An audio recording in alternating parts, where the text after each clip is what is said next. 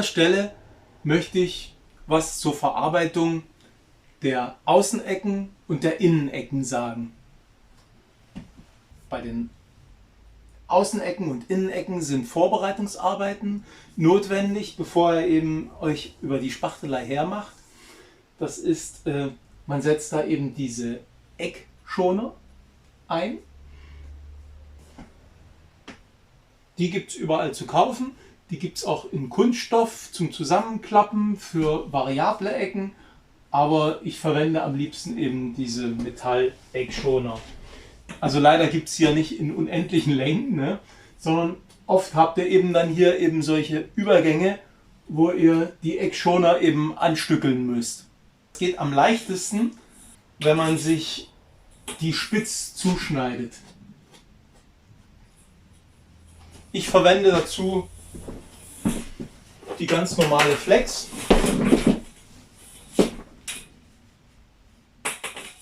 Und dann flexe ich mir eben hier so eine Spitze rein.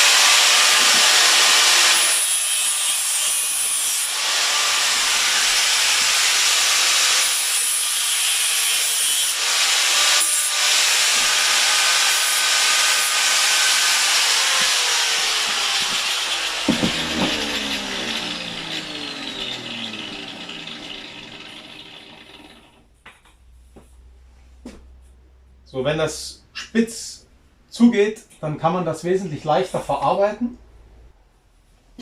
Klar sagen jetzt viele von den Profis, um Gottes Willen, der darf doch nicht die Flex nehmen, da beschädigt er eben die Materialien und so weiter. Und die schneiden das natürlich mit so einer Blechschere. Die habe ich aber nicht. Und ich finde, mit der Flex geht das eigentlich auch vollkommen unproblematisch. Ich tackere mit einem ganz normalen Tacker diese Eckschoner-Profile an. Ich weiß, da gibt es unter den Profis, die werden natürlich aufschreien und sagen, nein, man darf das nicht antackern, weil die Tackernadeln, die rosten ja. Ich finde aber trotzdem, für einen Nicht-Profi ist es extrem schwer, die angetackert einzuspachteln. Gerade wenn man die eben im Auto transportiert hat und dann sind die nicht 100% gerade, sondern eben wie hier, vielleicht sieht man es, hier so ein Schwibbogen hier drin. So, ich tackere das Profil jetzt an. Wichtig ist eben, dass man eben hier an den Übergängen wirklich perfekte Übergänge hat. Weil das merkt man sofort, wenn man spachtelt, und das ist eben nicht ganz perfekt. Deswegen hier drauf achten, eben wirklich, wenn man mit dem Finger drüber fährt, das muss also wirklich ganz genau sitzen. Und dann Tackernadeln ran. So, das reicht schon. Nochmal überprüfen, ob das auch wirklich gerade ist hier und keine Stufe.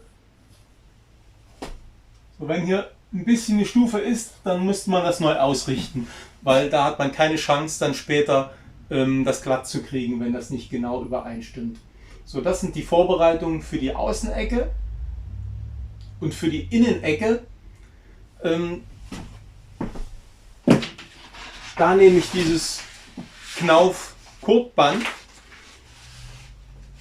und das muss man sich erst noch so in der Mitte zusammenknicken. Also ich schneide das immer vorher, denn wenn man dann den Spachtel in der Hand hat und schon drauf geschmiert hat, dann hat man dann die Zeit dann nicht mehr dafür, eben diese Fisselarbeit zu machen. Ne? Die ist also schon so, das Band, dass das eben genau an der Stelle auch ganz leicht knickt, wo es sich falten soll. Ne? Und man knickt das dann möglichst vorher, bevor man eben mit der Spachtelei beginnt. So. Und das Band wird dann eingespachtelt.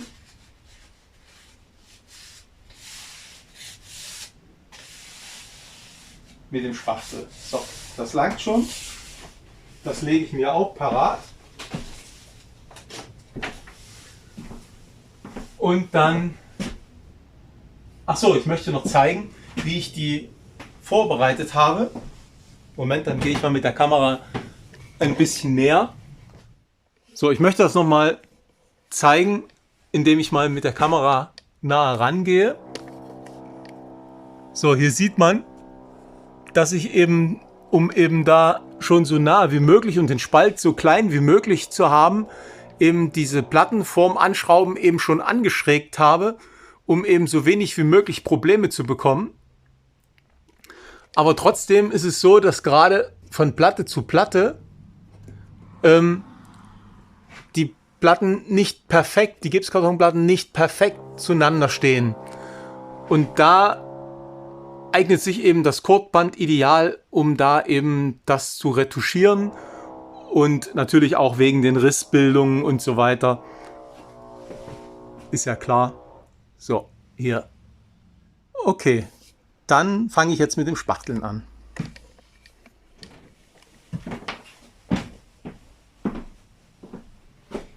So, wenn diese Vorbereitungen gemacht sind, kann man mit der Einspachtelei loslegen. Wie gehabt, mit Kelle. Und dann zieht man sich da, wo das Kordband hinkommt, eine dünne Schicht Spachtel.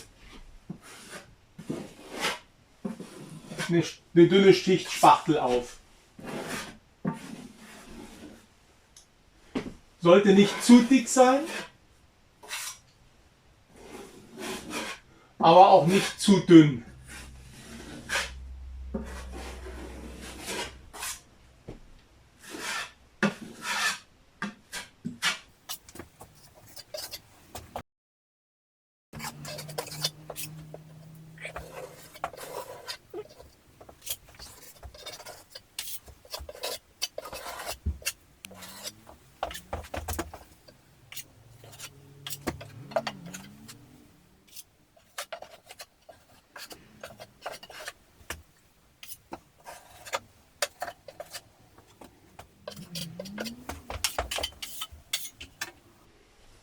So, wenn man das aufgezogen hat, dann geht man von einer Ecke, fängt man einer Ecke an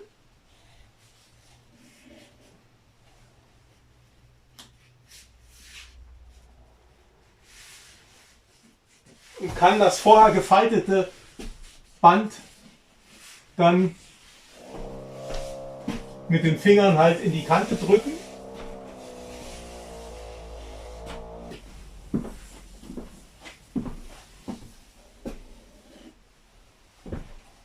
Dass das schön drin liegt und spachtelt dann noch mal drüber.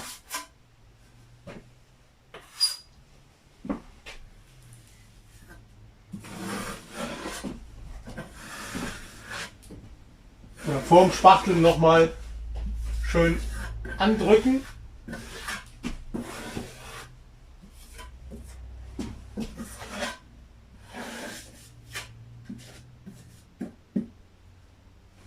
Dass es überall schön anliegt.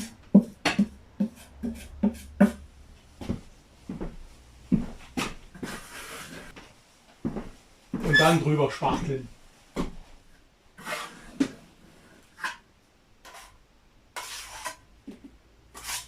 Da auch nicht so geizen mit dem Spachtel, weil wenn man das Band schleift später, dann fasert das ein bisschen, wenn man zu wenig Spachtel drauf hat. Deswegen also ruhig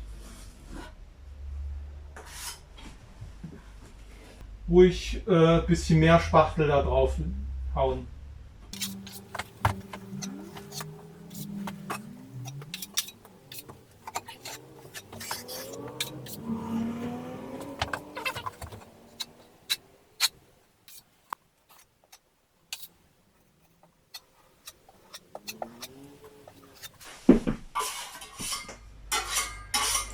So, die Innenecke wäre jetzt soweit gut. Jetzt spachtle ich die Außenecken. Die Außenecke lässt sich wesentlich einfacher bearbeiten jetzt, wie diese stumpfen Innenecken, wo man nochmal vielleicht drüber gehen muss. Bei den Außenecken geht das also viel einfacher. Da muss man richtig Material reinschmeißen. Ja, dann nehme ich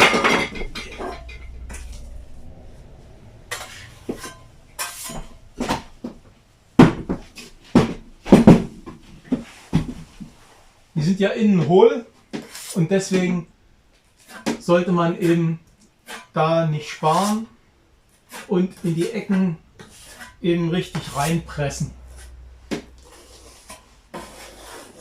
Ne, wie gesagt, der Spachtel hat ja eine recht starke Schrumpfung und wenn man da eben zu wenig nimmt, dann schrumpft das eben viel zu viel. Also wie man sieht, das geht natürlich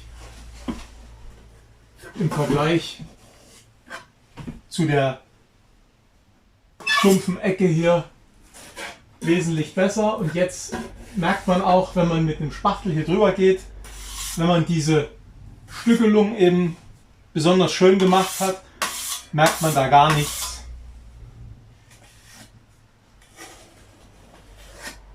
Ja, ne? Ich kann da also drüber fahren, ohne dass es irgendwie stockt oder irgendwie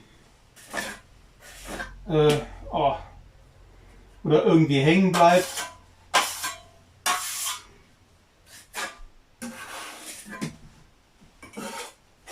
Jetzt wisst ihr auch, warum ich mir ein weißes T-Shirt drüber gezogen habe, weil es bleibt eben doch nicht aus, dass man, wenn man hier so über Kopf arbeitet, dass man eben ein bisschen Spachtel auf die Klamotten kriegt.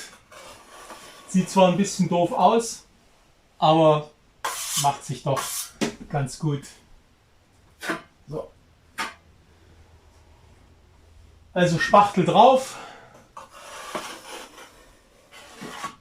dann gerade abziehen.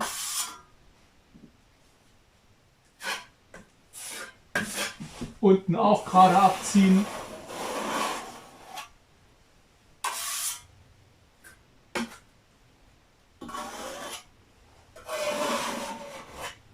Und damit hat man das eigentlich schon erschlagen.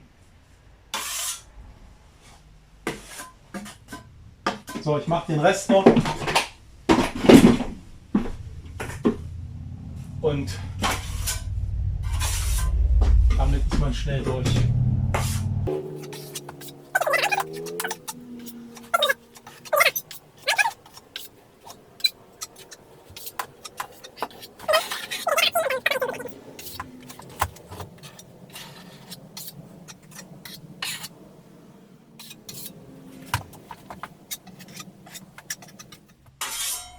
So, die Außenecke ist also schnell verspachtelt. Klar, es ist so, dass man da mit Sicherheit nochmal drüber gehen muss, weil diese Löcher, die schrumpfen natürlich und fallen dann ein. Und da muss man eben ein zweites Mal noch drüber spachteln. Aber die Außenecke geht eigentlich recht gut und zügig und mehr gibt es dazu eigentlich nicht zu sagen.